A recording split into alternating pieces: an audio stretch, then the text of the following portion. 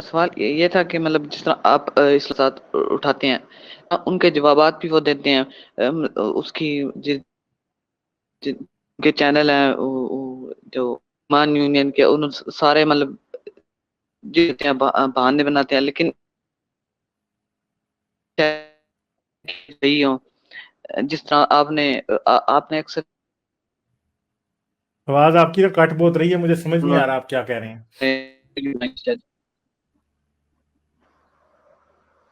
اب آ رہی ہے؟ اب آئیے آواز، مگر آپ کی پیچھے ساری آواز کٹ گئی ہے کہ آپ کیا پوچھنا چاہ رہے تھے.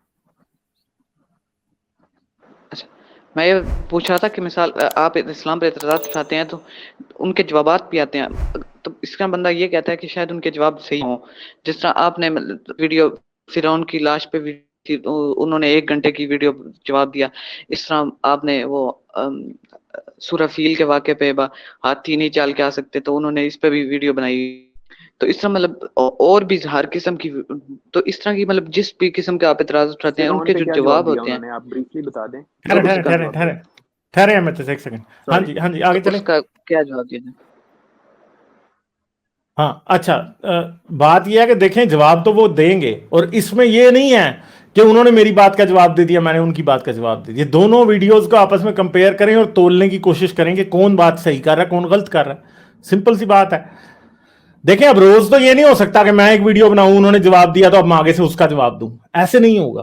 ٹھیک ہے، سمپل سی بات ہے کہ میں نے اگر ایک ویڈیو بنائی ہے تو آپ دیکھیں کہ میں نے زیادہ لاجیکل بات کی ہے یا انہوں نے زیادہ لاجیکل بات کی ہے. میں جتنی بھی باتیں کرتا ہوں میں سارے ریفرنسز نیچے دیتا ہوں، آپ سائنٹیفکلی ہسٹوریکلی ساری باتوں کو جا کے چیک کر سکتے ہیں. ٹھیک ہے، تو آپ کر سکتے ہیں. تو میں نے یہ بھی بتایا تھا کہ یہ کہتے ہیں فرعون کی لاش اللہ نے محفوظ کی. فرعون کی لاش اللہ نے تو محفوظ نہیں کی نا. سارے فرعون جتنوں کی لاشیں آج محفوظ ہیں وہ تو ایک فزیکل پروسیس تھا.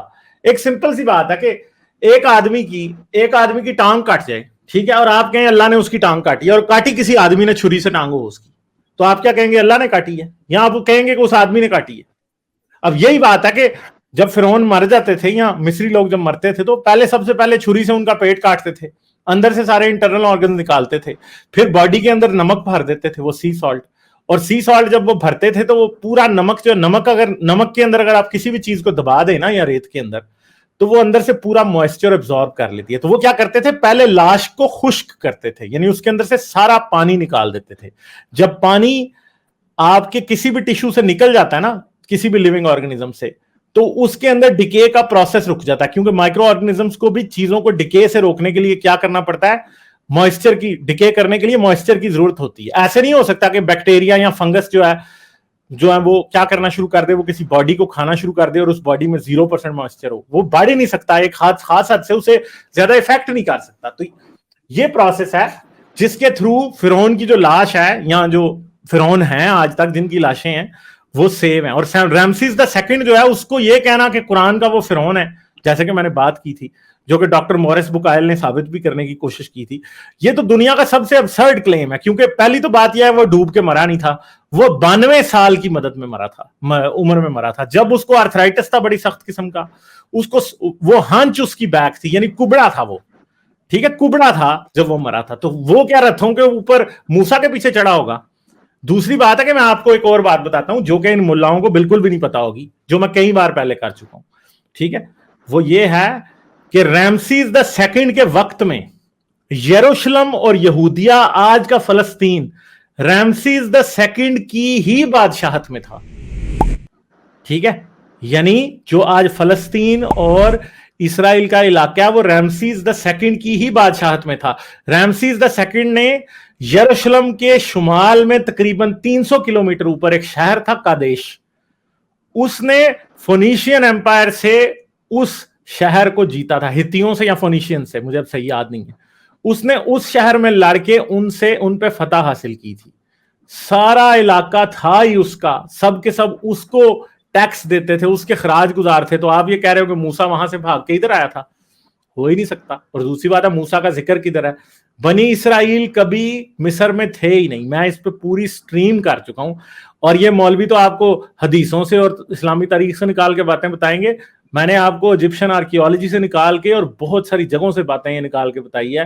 آپ ایکسوڈس پہ میری ایک لائیو سٹریم ہے پوری، اس کو دیکھنا. ایکسوڈس کہتے ہیں بنی اسرائیل کے مصر سے نکلنے کو. ٹھیک ہے, اس کے اوپر دیکھنا تو آپ کو پتا چل جائے گا یہ سب فراڈ ہے. بنی اسرائیل کبھی مصر میں تھے ہی نہیں, ایسا کبھی ہوا ہی نہیں. ٹھیک ہے, یہ فراڈ ہے سب. اور فرعون کا کہ جی فرعون کا بھی ڈوب کے مرا تھا, یہ بھی بات بالکل جھوٹ ہے, ایسا کچھ بھی نہیں تھا. اور وہ فرعون تو بالکل بھی نہیں تھا جس کی یہ بات کرتے ہیں مورس بکائل نے جس کی بات کی. ٹھیک ہے, اور پہلے موسیٰ تو لے کے آئے نا کہیں سے, موزز لے کے آئے پہلے, پھر بات کرتے ہیں کہ فرعون کون تھا. موسیٰ تو تھا ہی نہیں, فکشنل کیریکٹر ہے موسیٰ. اور یہ تھا کہ ایک اور سوال یہ تھا کہ مطلب 100% بندے کو یقین کیسے ہو کہ سارے ریلیجن یا صرف اسلام مطلب غلط ہے, تھوڑے سی بیچ میں سے بندے کو رہتا ہے شاید مطلب صحیح ہو. اس کے لیے یہ تپسیا آپ کو خود کرنی ہے. میں آپ کو بہت سے سوالوں کے جواب دوں گا, بہت سے آپ کے ڈاؤٹس کلیئر کروں گا, مگر سب سے امپورٹنٹ بات یہ ہے کہ آپ نے خود سٹڈی کرنی ہے, خود چیزوں کو دیکھنا ہے. آپ مذہبوں کی ہسٹری پڑھیں گے نا, آپ کو ہر مذہب میں ایک جیسا پرابلم نظر آئے گا. اسلام میں بھی وہی پرابلم ہے, یہودیت میں بھی وہی ہے, کرسچینٹی میں بھی وہی ہے. جیسے سمپل سی بات ہے, اسرائیلی یہ کہتے ہیں کہ موسیٰ 1400 قبل مسیح میں تھا, یعنی 1300 سم تھنگ میں. ٹھیک ہے, یعنی 14ویں صدی قبل مسیح میں, 14 سینچری بیفور کرائسٹ. اور موسیٰ نے تورات کی کتابیں لکھی تھی عبرانی زبان میں. اب مزے کی بات یہ ہے کہ عبرانی زبان کا آج تک کوئی بھی ثبوت 800 قبل مسیح سے پہلے ملا ہی نہیں ہے آج تک. تو موسیٰ کیسے 800 قبل مسیح سے 600 سال پہلے عبرانی زبان میں کتابیں لکھ سکتا ہے؟ عبرانی زبان بولی نہیں جاتی تھی. 1300 قبل مسیح میں فلسطین میں اور کنعان کے علاقے میں جو زبان بولی جاتی تھی اسے قدیم کنانی یا اولڈ کینانائٹ کہا جاتا تھا. ٹھیک ہے, تو اس لیے, اور آج اس بات کا پورا ثبوت ہے کہ جو تورات ہے وہ 600 قبل مسیح سے لے کے 400 قبل مسیح یا 300 قبل مسیح کے درمیان لکھی گئی, مختلف سٹیجز میں لکھی گئی. اس کے ایک سے زیادہ آتھر ہیں اور اس کا موسیٰ سے کوئی لینا دینا نہیں. اسی طرح اگر آپ بائبل کو دیکھیں اور نیو ٹیسٹمنٹ کو دیکھیں, جو انجیلیں ہیں, انجیلیں یسوع کی موت کے تقریباً 100 سال, تقریباً 70-80 سال بعد لکھی گئی, اور جنہوں نے لکھی وہ ان کا یروشلم اور یہودیہ سے کوئی تعلق نہیں تھا. 70 AD میں یروشلم اور یہودیہ یا جوڈیا کا جو کنگڈم تھا وہ تباہ ہو گیا تھا, اور یہ سب کی سب انجیلیں اس کے بعد ہی لکھی جاتی ہیں.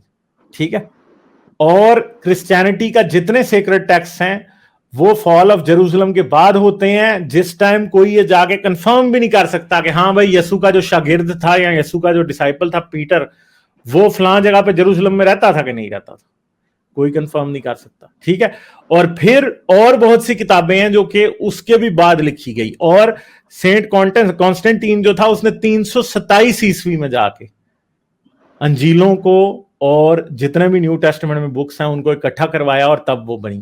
اور جو 400 عیسوی تک جو بائبل کی کتابیں تھی وہ جو ملتی ہیں پرانی, وہ آج کی بائبل سے تھوڑی ڈیفرنٹ ہیں. کچھ ایسے پیسیجز ہیں جو ان کے اندر نہیں تھے آج ہیں. ٹھیک ہے, اور کچھ ترتیب وغیرہ میں بھی خاصے ڈیفرنسز ہیں. اور جس بندے کا سب سے زیادہ مٹیریل ہے نیو ٹیسٹمنٹ میں, پال, وہ کبھی جیزس سے ملا ہی نہیں تھا. ٹھیک ہے, یہی مسئلہ قرآن کا ہے. 690 سے پہلے, حضرت محمد کی وفات کے 60 سال سے پہلے قرآن کا کہیں نام و نشان بھی نہیں ہے.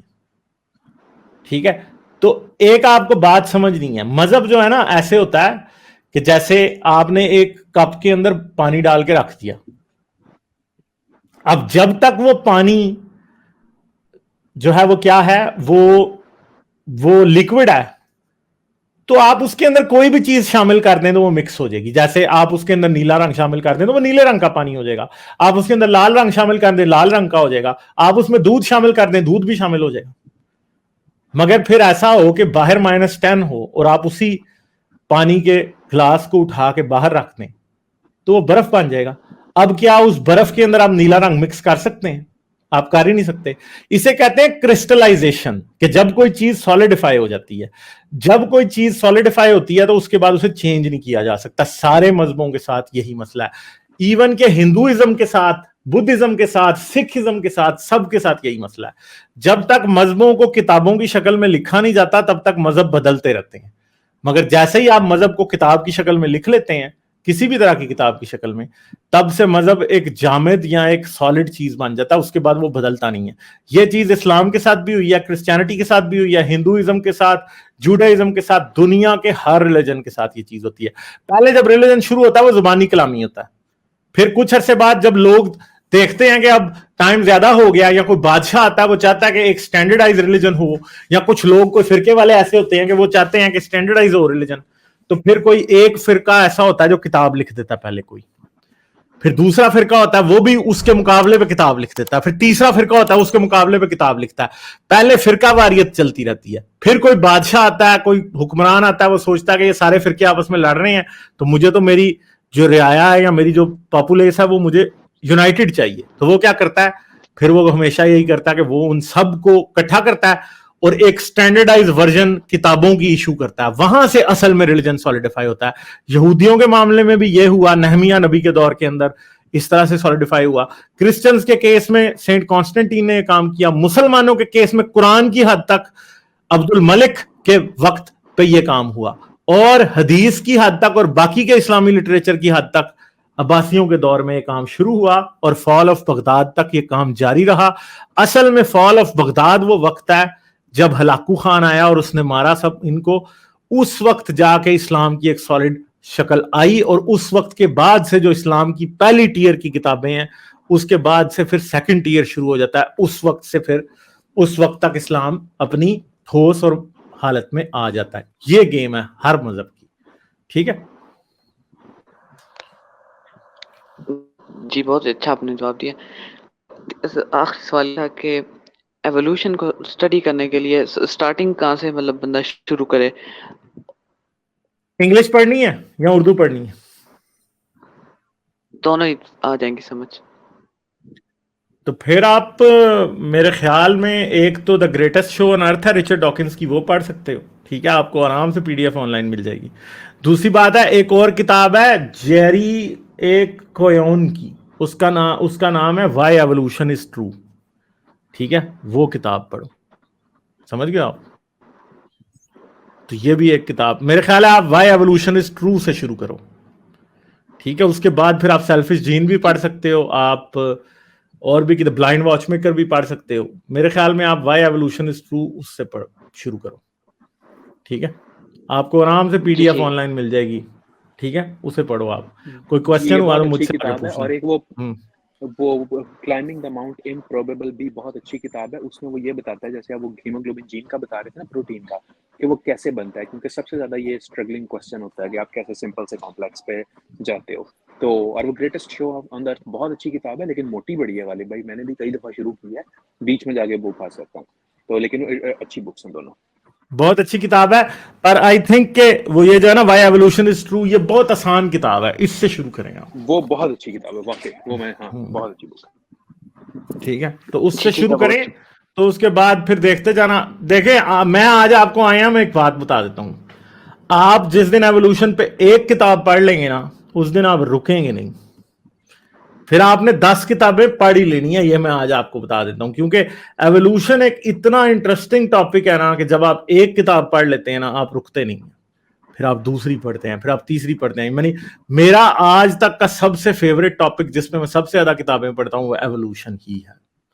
کیوں؟ کیونکہ ہر بار میں کوئی نئی بات سیکھتا ہوں, ہر بار کوئی.